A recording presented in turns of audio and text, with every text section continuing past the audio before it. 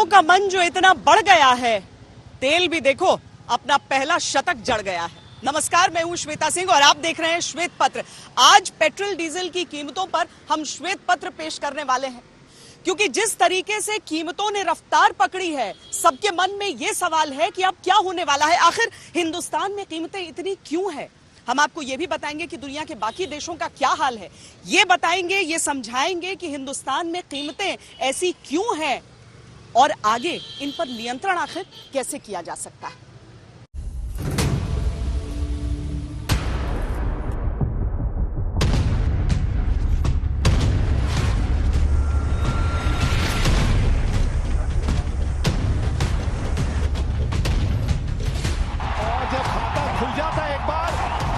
सबके खाते बंद हो जाते हैं। पेट्रोल का रेट है 88 रुपए 32 पैसे और गाड़ी को तो मेरे ख्याल भूल ही जाएंगे अगर इस हिसाब से ही कीमतें बढ़ती रही। डेली 1 रुपए बढ़ जाता है, लोगों को पता भी नहीं चलता है। बहुत अच्छा शॉट, थोड़ी सी जोखिम उठाई तो बहुत अच्छा शॉट। पेट्रोल 100 रुपए के लगभग है, बहुत महंगा हो रहा है। सबसे ज्यादा मार इसी पे बढ़ रही है। सेंचुरी से सिर्फ 2 रन दूर 97 और ये लग गया पेट्रोल का पहला शतक। पेट्रोल सर वो तो शतक मार गए। शतक, एक और शानदार पारी। बहुत महंगा होगा ये तो। सस्ता भाई हम देख लो तो 100 रुपये लीटर होगा ये। 100 नॉट आउट वाले पेट्रोल का ये नॉकआउट पंच है। हम एक मिडिल क्लास फैमिली के होने के कारण इसको अफोर्ड नहीं कर पा रहे हैं। पेट्रोल डीजल के रेट बहुत ज्यादा बढ़ गए हैं। हम लोग जब भी टैक्सी पे गाड़ी लेके जाते हैं तो उसमें हमें हमारा खर्चा ही पूरा नहीं होता। भारत से तेल नेपाल और श्रीलंका जा रहा है, वहाँ 60-70 रुपए रेट है और हमारे भारत में पेट्रोल डीजल का रेट 100 रुपए और 102 रुपए तक टच कर चुका है। कहीं तेल 100 के पार है, कहीं स्कोर 90s में पहुंच चुका है। ये बेच के घोड़ा ही देना पड़ेगा। अभी 95 रुपीज हो गया। तो परेशानी क्या हो रही है? परेशानी क्या है, हमारी कंपनी एक्सप्रेस तो उतना ही दे रही है। पेट्रोल 100 रुपए के लगभग है और इतना कम एवरेज हो गया है पेट्रोल का कि हम लोग कार नहीं चला पा रहे हैं।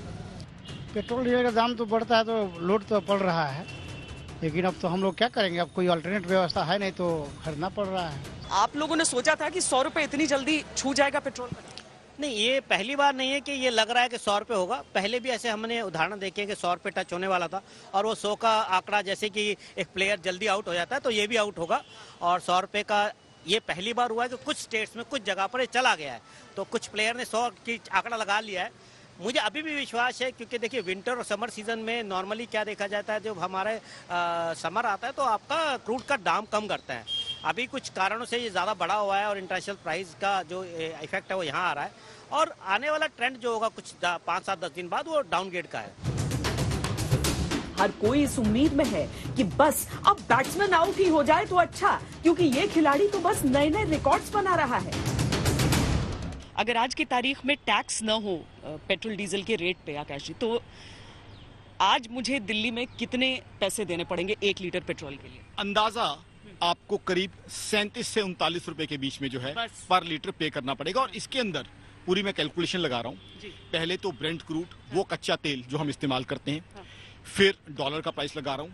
उसके बाद वहां से आने का जो है फ्रेट होता है, कुछ डीलर का मार्जिन होता है, रिफाइनिंग कॉस्ट होती है, सब चीज कहे मैं उसका ब्रेकअप भी दे सकता हूँ। तो मेरे हिसाब से जो है करीब करीब जो है 37 से 39 रुपए के करीब जो है बिना टैक्सेस के पेट्रोल और डीजल। ये आधे से भी कम है जी। जैसे मैंने आपको बताया कि 57 to 60% के करीब पेट्रोल पे टैक्सेस हैं। हाल के दिनों में ये रेट इंक्रीज किया है, बढ़ा है जो सरकारें ले रही हैं टैक्स? जी हाँ, पीछे जो है एक्साइज ड्यूटी, सेंट्रल एक्साइज, तो सेंट्रल गवर्नमेंट ने कई बार बढ़ाई है। टैक्सेस तो पीछे बढ़ते ही आए हैं, तभी तो जो है पेट्रोल में 57 to 60% के करीब टैक्सेस हैं सेंटर और स्टेट के। और डीजल में देखा जाए 53 to 55% के आसपास टैक्सेस हैं सेंटर और स्टेट के। कहीं बढ़ते दामों से बजट फेल है, कहीं तेल के दामों में टैक्स का खेल है। I have always maintained that price should be reasonable and responsible, which means that we do not favor too low crude price also. तेल के दामों में जो आग लगी है वो बुझने का नाम नहीं ले रही। हर रोज पेट्रोल डीजल के दामों में बढ़ोतरी हो रही है। लोगों की बेबस निगाहें बढ़ते हुए मीटर रीडिंग्स को ताकती हैं। तेल कंपनियां दाम बढ़ाती जा रही हैं। कोरोना की मारी अर्थव्यवस्था को पटरी पर लाने के लिए क्या ये कोई पेट्रोलियम मॉडल है? आज हम श्वेत पत्र में तेल से जुड़े आपके सारे सवालों के जवाब देंगे। श्वेत पत्र में आज हम आपको बताएंगे आखिर कब तक बढ़ती रहेंगी पेट्रोल डीजल की कीमतें। कच्चा तेल सस्ता है तो आपको तेल महंगा क्यों खरीदना पड़ रहा है? क्या पेट्रोलियम की कीमतों पर लगाम लगाना सरकार के नियंत्रण में नहीं? कैसे तय होती है देश में पेट्रोल डीजल की कीमत? दूसरे देशों के मुकाबले भारत में पेट्रोल डीजल की कीमतें कम हैं या ज्यादा? जनता बेबस है तो क्या सरकार भी लाचार है? क्या तेल की बढ़ती कीमतों पर नियंत्रण नहीं किया जा सकता? विदेशों से जिस दाम पर तेल को हासिल किया जाता है उसके अगर आसपास भी कीमत रहे तो सारी समस्या ही दूर हो जाए, लेकिन ऐसा होता नहीं है। केंद्र सरकार की तरफ से एक्साइज, राज्य सरकारों की तरफ से वैट और एक मामूली सा डीलर कमीशन भी इसमें जुड़ जाता है और इन सारी चीजों के जुड़ते ही पेट्रोल डीजल के दाम हाई हो जाते हैं।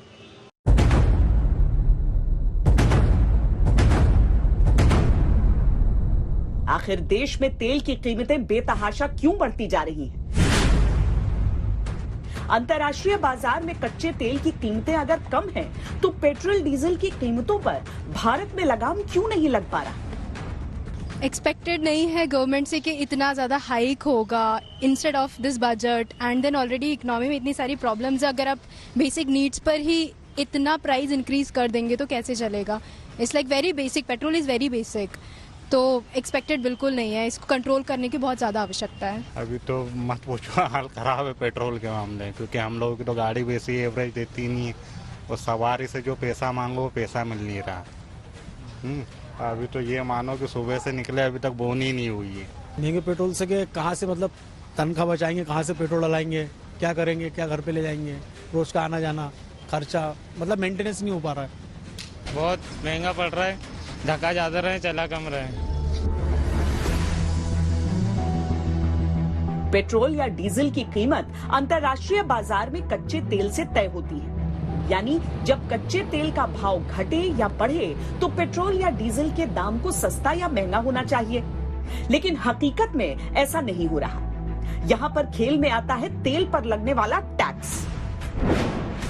ये टैक्स केंद्र और राज्य सरकारें दोनों ही लगाती हैं, क्योंकि यही सरकारों के लिए राजस्व बढ़ाने का बेहतरीन मौका होता है। हम आपको विस्तार से समझाते हैं। ये जो अलग अलग स्टेट्स का अलग अलग रेट हम देख रहे हैं, तो सेंट्रल टैक्स एक ही है और हर स्टेट का अपने हिसाब से, और इसीलिए यानी जो स्टेट ज्यादा टैक्स कर रहा है वहां पर ज्यादा कीमत है। बिल्कुल, देखिए सेंटर जो है जो एक्साइज चार्ज करता है वो तो थ्रू आउट इंडिया एक ही है, बाकी हर स्टेट के ऊपर है कि स्टेट कितना वैट चार्ज करती है। उस हिसाब से हम देखते हैं कि स्टेट्स के अंदर वेरी करता है। जैसे दिल्ली के अंदर अलग रेट होगा, यूपी के अंदर अलग रेट होगा, तो वो वेरिएशन जो है जो स्टेट वैट चार्ज करती है उसके हिसाब से वो वेरिएशन आ जाता है। दुनिया भर में 160 किस्म के कच्चे तेल का कारोबार होता है। ये उसकी तरलता से लेकर घनत्व पर निर्भर करता है। ज्यादातर crude oil Brent crude, Oman crude या दुबई क्रूड के नाम से पहचाने जाते हैं। भारत अपनी जरूरत का 80% से ज्यादा कच्चा तेल बाहर से आयात करता है और इस आयातित कच्चे तेल का भाव ब्रेंट, ओमान या दुबई के भाव से तय होता है। ऑयल मार्केटिंग कंपनियां और रिफाइनरी इस कच्चे तेल को खरीद कर ले आती हैं और उसे रिफाइन करके अलग अलग पेट्रोलियम पदार्थ जैसे पेट्रोल, डीजल को देश भर में भेजती है। दरअसल जिस तेल के लिए आप 90 या 100 रुपए प्रति लीटर देते हैं, उस तेल की कीमत को 5 हिस्सों में बांटा जा सकता है। पहला, तेल का बेसिक प्राइस, यानी जिस कीमत पर विदेशों से तेल खरीदा गया। दूसरा, फ्रेट यानी तेल को बाहर से लाने का भाड़ा। तीसरा, एक्साइज ड्यूटी जो केंद्र सरकार लगाती है। चौथा, वैल्यू एडेड टैक्स या वैट जो राज्य सरकारें लगाती हैं। पांचवा होता है डीलर कमीशन जो पेट्रोल पंप वाला डीलर अपने मुनाफे के लिए लगाता है। डीलर को कितनी कमाई होती है प्रति लीटर? देखिए, प्रति लीटर हमारा पेट्रोल पर 3 रुपये और डीजल पे 2 रुपये का जो है फिक्स एक मार्जिन है, चाहे दाम बढ़े या घटे। उसी प्रकार उसी में हमें सब कुछ इवेपोरेशन, हमारा लॉसेस, बिजली, सैलरी सब कुछ उसी में हमें करना पड़ता है।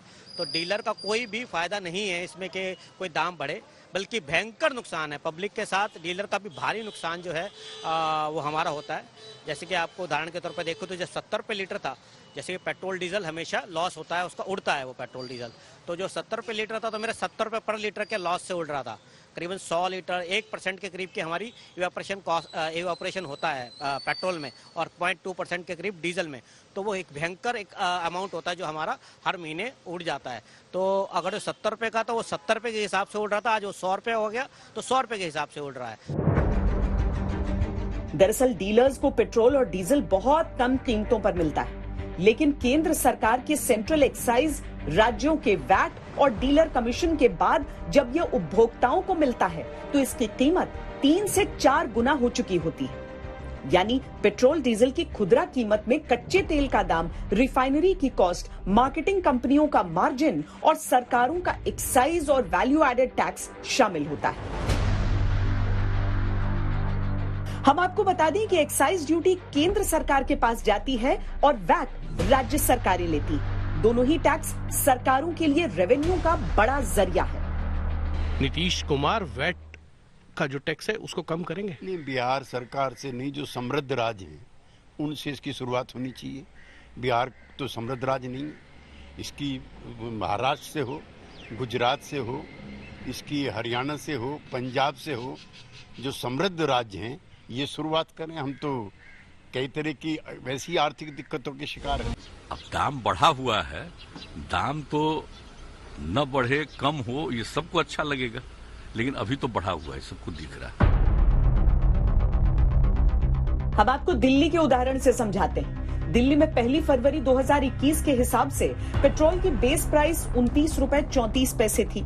इसमें 37 पैसे फ्रेट चार्जेस या भाड़ा जुड़ गया, यानी 1 लीटर तेल की कीमत हो गई 29 रुपए 71 पैसे।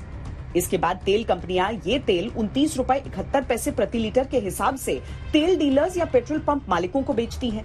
इसके बाद केंद्र सरकार हर लीटर तेल पर 32 रुपए 98 पैसे उत्पाद शुल्क लगाती है। अब 1 लीटर पेट्रोल की कीमत 62 रुपए 69 पैसे हो जाती है। इस पर हर पेट्रोल पंप डीलर हर लीटर तेल पर 3 रुपए 69 पैसे कमीशन जोड़ता है।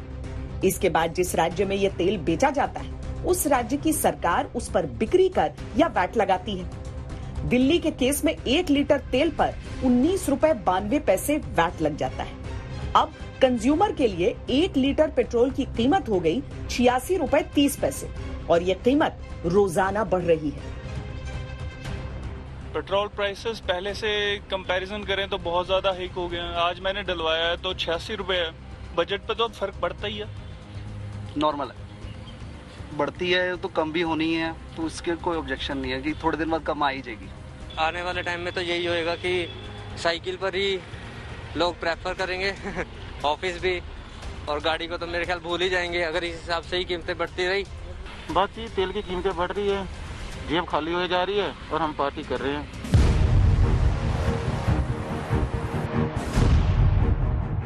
ये तो हुई दिल्ली की बात।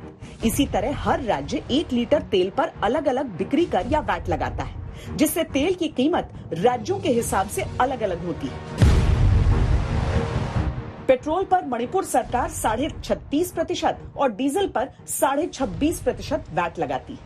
राजस्थान सरकार पेट्रोल पर 36% और डीजल पर 26% वैट लगाती है।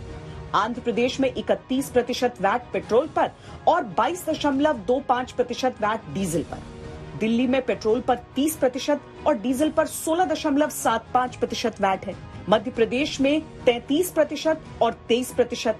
उत्तर प्रदेश में 26.80% पेट्रोल पर और 17.48% वैट डीजल पर है।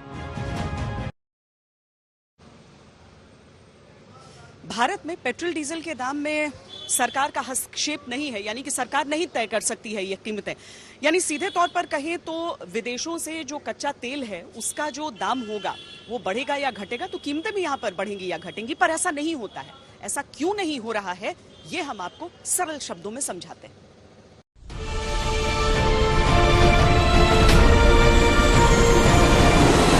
फ्यूल प्राइस डी कंट्रोल एक स्टेप बाय स्टेप कवायद रही है, जिसमें सरकार ने 2002 में एयरक्राफ्ट टर्बाइन फ्यूल 2010 में पेट्रोल और अक्टूबर 2014 में डीजल को सरकारी दखलंदाजी से मुक्त किया था।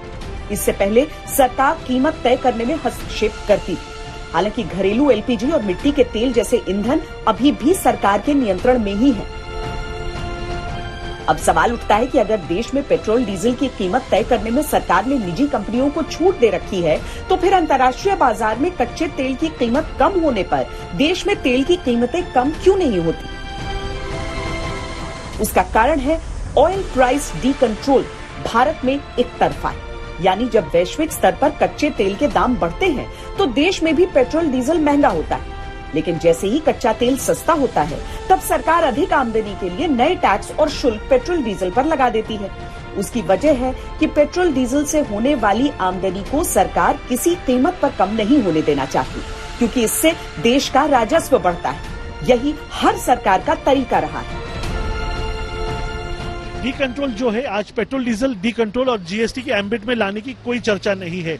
अब अगर चर्चा जो चली है, जो कल माननीय धर्मेंद्र प्रधान जी और हमारे पंतप्रधान ने कहा कि गैसियस फ्यूल गैसेस को और जीएसटी के एम्बिट में लाने की वो लोग ने सुझाव दिया है। अब ये अपने अपने स्टेट के जो मुख्यमंत्री है उन्होंने ये प्रपोजल को आगे लेके जाना है, और जितने गति से इसको आगे लेके जाएगा तो हमें रेट के अंदर, अगर जब जीएसटी में आता है तो जो 60-70% जो हमें टैक्सेस है वो लगभग 24-25% पे आ जाएंगे। तेल का खेल इतना आसान भी नहीं होता है। जो भी सरकार होती है उसके लिए परेशानी, और जो विपक्ष है उसके लिए हमेशा एक मुद्दा। जब मनमोहन सिंह देश के प्रधानमंत्री हुआ करते थे उस समय भी ये समस्याएं थी। 2004 में जो पेट्रोल 33 रुपए प्रति लीटर मिला करता था वो 2014 आने तक 38 रुपए बढ़ चुका था। यानी प्रधानमंत्री नरेंद्र मोदी ने जब अपनी पारी की शुरुआत की तो लगभग 71 रुपए से की, और आज देखिए यहां पर दिल्ली की भी अगर हम कीमत को देखें तो 90 रुपए को पार कर चुका है ये आंकड़ा।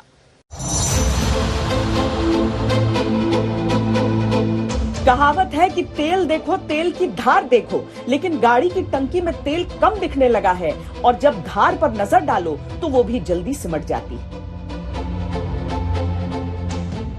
2004 से 2014 तक यानी एक दशक, यानी प्रधानमंत्री मनमोहन सिंह से प्रधानमंत्री नरेंद्र मोदी तक का सफर। 2004 से 2014 के बीच पेट्रोल की कीमत 33 रुपए 71 पैसे से 71 रुपए 41 पैसे हुई, यानी लगभग 38 रुपए की बढ़ोतरी। प्रधानमंत्री मोदी के 2014 से 2021 के बीच पेट्रोल की कीमत 71 रुपए 41 पैसे से 88 रुपए 99 पैसे हुई है, यानी कीमत में कुल बढ़ोतरी 17 रुपए 58 पैसे की।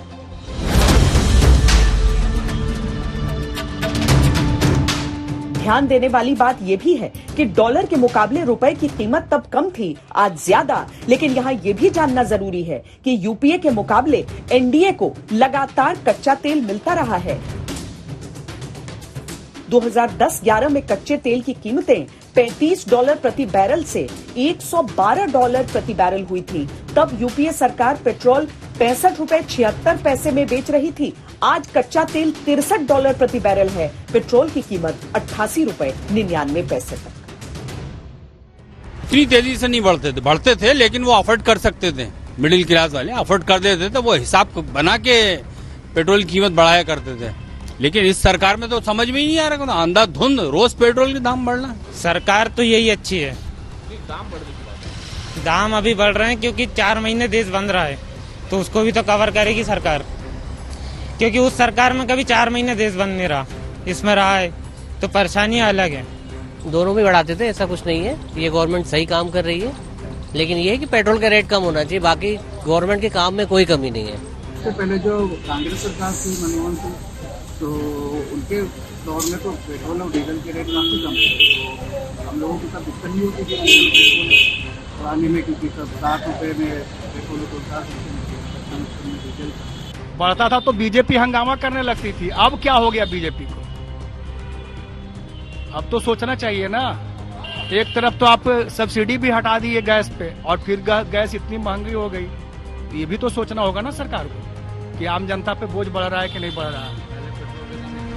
इतना नहीं बढ़ा था, कभी 100 रुपए पहुंचा था क्या? 92 रुपए कभी पहुंचा था। हिंदुस्तान में पेट्रोल की कीमतें सबके सामने हैं, और इसकी जो वजह है वो भी हमने आपको समझाई कि किस तरीके से एक्साइज, वैट और कमीशन मिलकर ये दाम बनता है। लेकिन दुनिया के बाकी देशों में कीमतें क्या हैं, बाकी देशों का क्या हाल है, ये भी जानते हैं। तेल पसीना निकाल रहा है, तेल आंसू निकाल रहा है, तेल जेब से नोट निकाल रहा है, मीटर बढ़ रहा है, कीमतें बढ़ रही हैं, धड़कनें बढ़ रही हैं और बढ़ रही है राजनीति।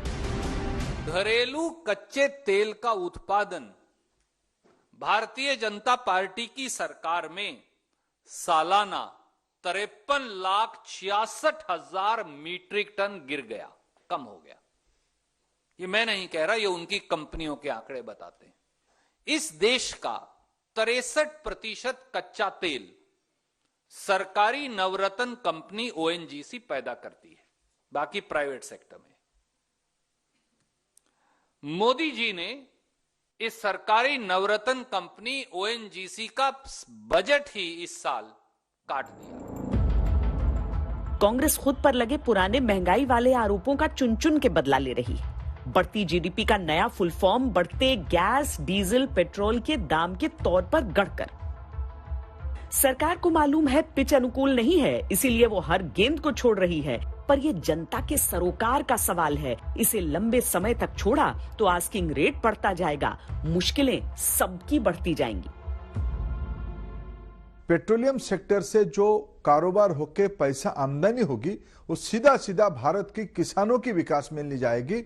सिंचाई के लिए खर्चा होगी, वेयरहाउसिंग के लिए खर्चा होगी, कोल्ड स्टोरेज के लिए खर्चा होगी। एक बड़ा इंटरनेशनल स्टैंडर्ड की मार्केट मैकेनिज्म बनाने के लिए सरकार की ओर से जो इंफ्रास्ट्रक्चर की आवश्यकता है, उस कामों के लिए इसको खर्चा किया जाएगा। परेशानी ये हो रही है कि जो बजट अपन प्लान करके रखे हुए थे, क्योंकि इनकम में कोई ग्रोथ नहीं आ रही है और सरकार का जो रवैया है पेट्रोल की तरफ, वो ये लगता है कि गवर्न करने की बजाय वो बिजनेस की तरह ट्रीट कर रहे हैं पेट्रोल को।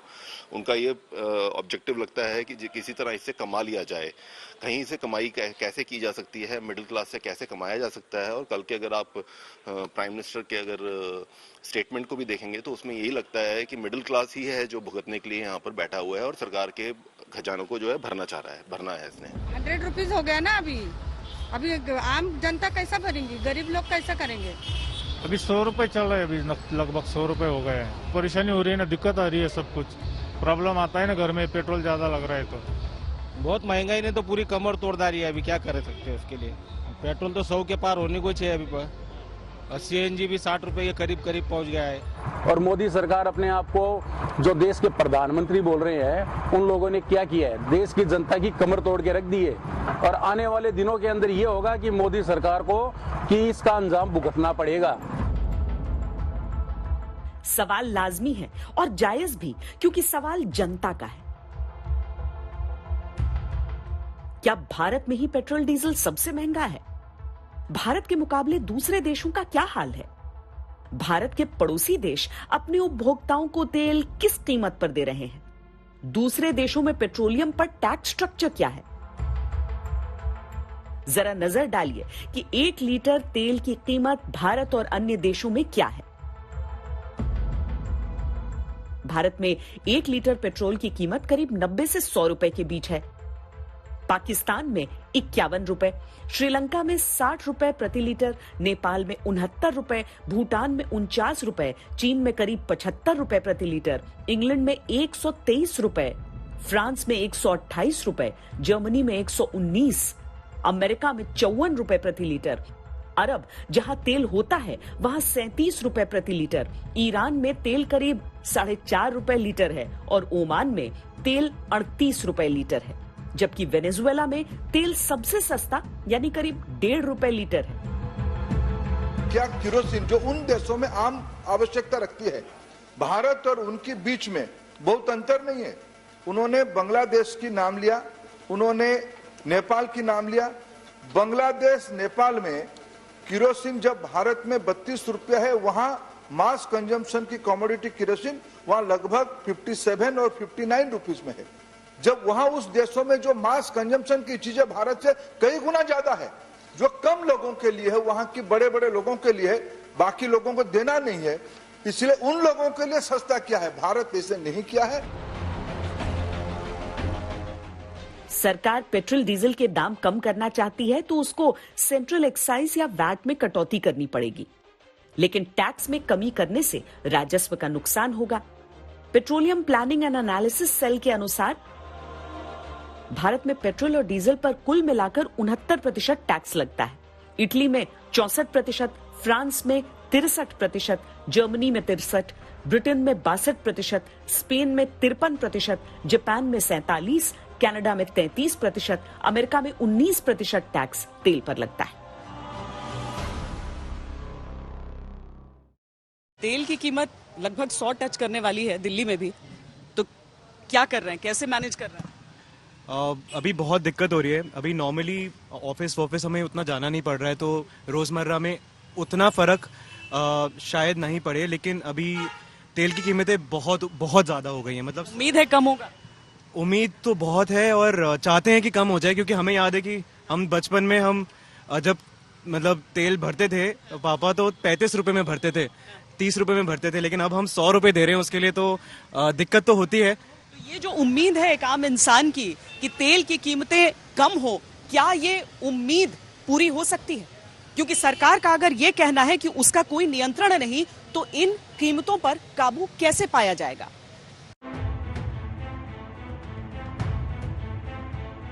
भारत में तेल की कीमतें क्यों बेकाबू हो गई, ये बड़ा सवाल है। उससे भी बड़ा सवाल ये कि क्या वाकई सरकार के लिए कीमतें कम कर पाना संभव नहीं, या वाकई सरकारें कीमतें कम नहीं करना चाहती। पेट्रोलियम मंत्री धर्मेंद्र प्रधान ने ओपेक देशों के साथ बातचीत की है। तेल उत्पादक देशों से अपील की है कि कीमतों की जगह इस समय तेल उत्पादक देशों को पूरा ध्यान डिमांड की रिकवरी को पूरा करने पर देना चाहिए, ताकि तेल के संकट को कम किया जा सके। कोविड-19 के दौरान ओपेक देशों के साथ हुई डील के तहत सऊदी अरब ने फरवरी-मार्च 2020 में 10 लाख बैरल रोजाना उत्पादन में कटौती का फैसला किया था। इसके चलते अंतर्राष्ट्रीय बाजार में तेल की कीमतों में भारी उछाल आया। पेट्रोल जो है ये इसके निर्यात 100% हमारे देश में एक बूंद जो यहाँ नहीं बनता है, ये सारा ऑयल बाहर से आता है। और लेटली जो हो रहा है, ये इंटरनेशनल मार्केट जो ओपेक का कार्टेल है, उसने ये बैरल्स का जो प्रोडक्शन है उसको एकदम उन्हें कट करके 50% के ऊपर लाया है उन्होंने। और ये रेट जो मेन बढ़ने का कारण है, ये शॉर्टेज ऑफ पेट्रोल डीजल के जो बैरल्स आ रहे, ये होने के कारण से, ये शॉर्टेज होने की वजह से ही ये रेट्स बढ़ चुके हैं। The key producing countries have not only revised the production cut over the above previously announced levels, but also added additional voluntary cuts. I had supported the joint decision by major oil producing countries to cut oil production in April last year. Aim a sharp fall in the demand due to the COVID-19 pandemic. Time has come once again for allowing the collective interests of both producing and consuming countries to be promoted. We need to adopt a balanced approach at this juncture. I am appealing for easing of production cuts by the key oil exporting countries, including the OPEC and OPEC Plus group. इस बीच प्रधानमंत्री नरेंद्र मोदी ने पिछली सरकारों को बढ़ती कीमतों के लिए जिम्मेदार ठहराया। बढ़ती कीमतों का जिक्र किए बिना उन्होंने कहा कि मध्यम वर्ग को ऐसी कठिनाई नहीं होती अगर पिछली सरकारों ने ऊर्जा आयात की निर्भरता पर ध्यान दिया होता। I do not want to criticize anyone, but I want to say, had we focused on these subjects much earlier, our middle class would not be burdened. वैसे सियासत से अलग आमतौर पर घरेलू बाजार में पेट्रोल डीजल की कीमतें अंतर्राष्ट्रीय बाजार में कच्चे तेल की कीमतों पर आधारित रहती हैं। लेकिन कई बार कच्चे तेल की कीमतें बहुत कम होने पर भी देश में रिटेल तेल की कीमतें कम नहीं हो पाई। इस समय कच्चे तेल की कीमत 63 रुपए 57 पैसे है और दिल्ली में रिटेल पेट्रोल की कीमत करीब 88 रुपए 99 पैसे। जनवरी 2020 में कच्चे तेल की कीमत 28 रुपए 84 पैसे थी, तब पेट्रोल की कीमत 77 रुपए 79 पैसे थी, यानी कच्चे तेल के दाम के मुकाबले 3 गुनी। मार्च 2020 में कोविड इफेक्ट के चलते कीमत 15 रुपए 60 पैसे हुई, तब पेट्रोल की कीमत 72 रुपए 93 पैसे थी, यानी कच्चे तेल के मुकाबले 5 गुना दाम। अप्रैल 2020 में कच्चे तेल के दाम गिरकर 9 रुपए 54 पैसे हो गए, तब पेट्रोल की कीमत 72 रुपए 87 पैसे थी, यानी कच्चे तेल के मुकाबले 8 गुना अधिक। इसी तरह जनवरी 2021 में कच्चे तेल के दाम 25 रुपए 20 पैसे थे और पेट्रोल की कीमत 87 रुपए 57 पैसे, जो कि कच्चे तेल के मुकाबले 3 गुना रही।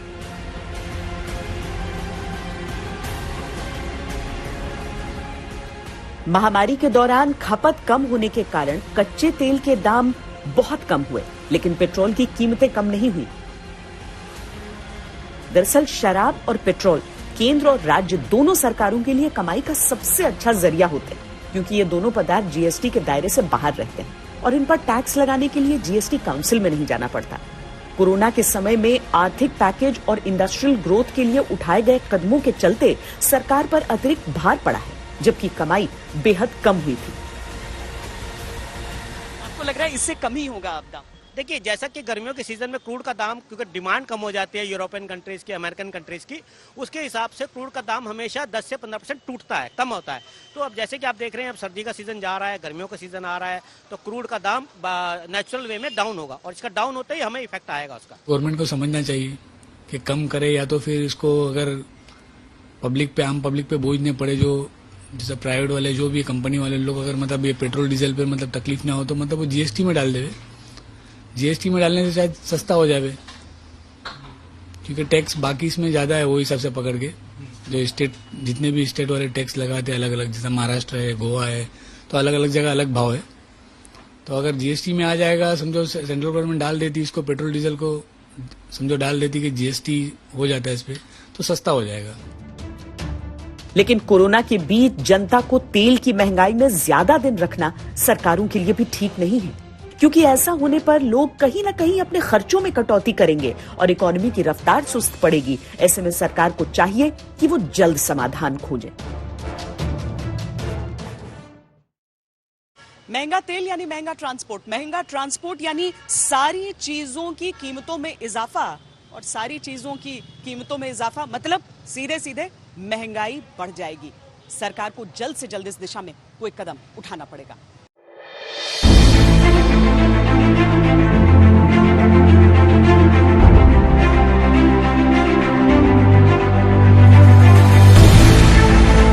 पेट्रोल डीजल के दाम बढ़ने का सीधा असर महंगाई पर पड़ता है और इससे डिमांड घटती है। खासतौर पर गरीब और हाशिए पर मौजूद तबके के लिए अधिक मुश्किलें बढ़ती हैं। महंगाई रोकने का काम सरकार का है, लेकिन सरकार की दुविधा बड़ी है। सरकार अगर पेट्रोल डीजल के दामों को घटाती है तो इससे रेवेन्यू में कमी आएगी, और अगर दामों को बढ़ने देती है तो इससे महंगाई और बढ़ेगी।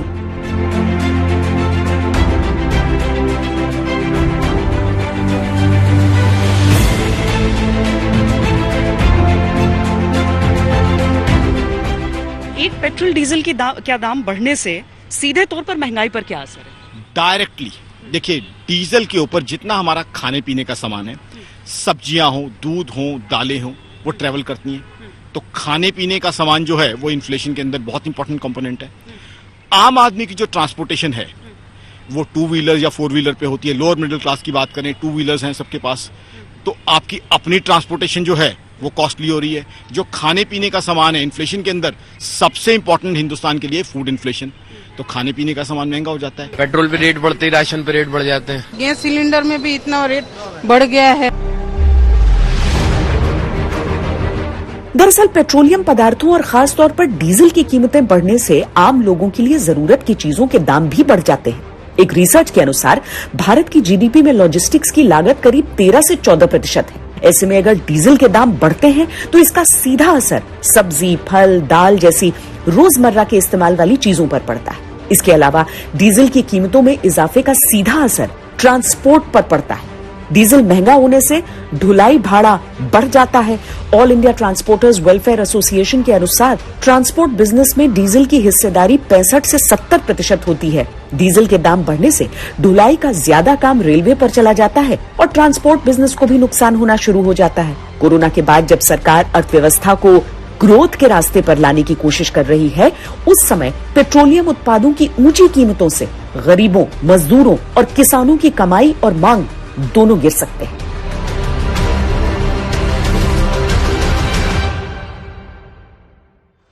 शॉर्ट टर्म पब्लिक सेंटिमेंट या लॉन्ग टर्म ग्रोथ, फैसला सरकार को करना है और यह फैसला बहुत कठिन है। श्वेत पत्र में आज के लिए इतना ही। देश और दुनिया की बाकी खबरों के लिए आप देखते रहिए आज तक।